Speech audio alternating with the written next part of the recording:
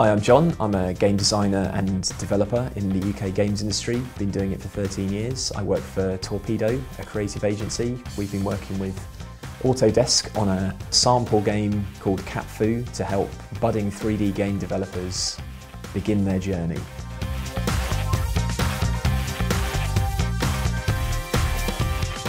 So in this video we're going to be talking about gameplay scripting, often referred to just as programming. In my opinion, programming is the key part of any game. Without programming, there can be no game. With engines like Autodesk Stingray, most of the really difficult stuff is taken care of for you, so you can concentrate solely on the gameplay, the important stuff.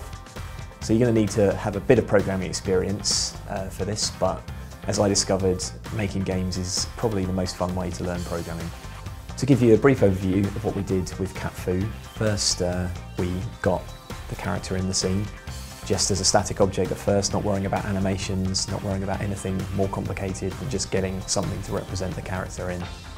Next, you want to get your character moving under the player's input, whether this could be, depending on the platform, could be joystick or touchscreen. In Cat Fu, we decided to limit the movement of the characters to a 2D plane, which massively simplifies all the maths that you're going to need to worry about.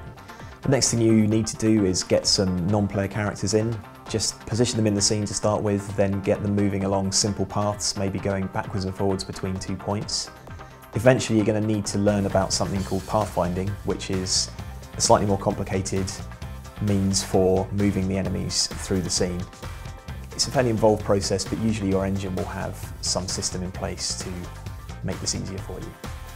Next thing you're going to want to do is concentrate on the interactions between the players and the NPCs.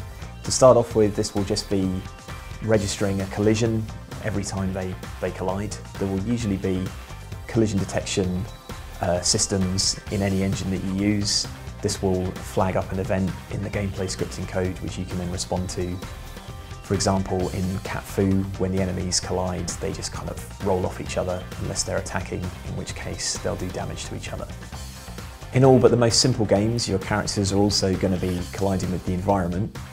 That's always taken care of as part of the collision systems in the engine. In Cat Fu, the enemies were attracted to attack the newsstands, so that's something that we had to take care of. When you've got your basic interactions in place, you can start concentrating on your game rules, scoring and victory conditions. In Cat Fu we had a spawn system, which is where the enemies would appear in the level at set points like doorways and subway entrances. We had a wave controller which decided which enemies were going to spawn in what numbers. This managed the difficulty by making progressively more difficult waves appear. On the level system, after progressively more difficult waves had spawned in, we replaced them with a boss character, and defeating the boss would usher in the next level. With our scoring system, we assigned the player a score at the end of the level based on their remaining health of the newsstands, how many enemies they defeated, and we used all that to come up with a final score. The player wins the game once they've completed all 5 levels. So a brief taster of some of the issues we came up against in Cat Fu with the player's input. We originally had a system where the player tapped the screen, the character would move to the location they tapped. We found that this was kind of a bit grating, continually tapping on the screen over and over again. We experimented replacing this with an on-screen joystick to directly take control of the player's movement, and we found that this was a lot more satisfying to play. We also had some problems with the NPC characters, where you're finding that they would quite often get stuck as they spawned in the level. Also, the pathfinding system got confused and didn't realise that big enemies can't fit through small gaps, so we simply fixed it by decreasing the size of the colliders on the enemies.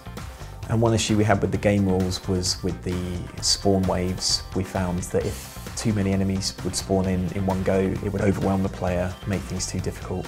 We fixed this by spending a lot of time testing the game, iterating, tweaking the values that govern the spawn controller to get just the right balance of enemies spawning in. So one of my tips is to always work on your gameplay scripting in simple prototype levels. There's no need to waste your time testing your gameplay mechanics in full level layouts. It's much easier and quicker to test and iterate your gameplay in simple levels. So another bit of advice is you don't need to work with full art assets straight away. It's a good idea to just keep things simple, work with primitive shapes to start off with.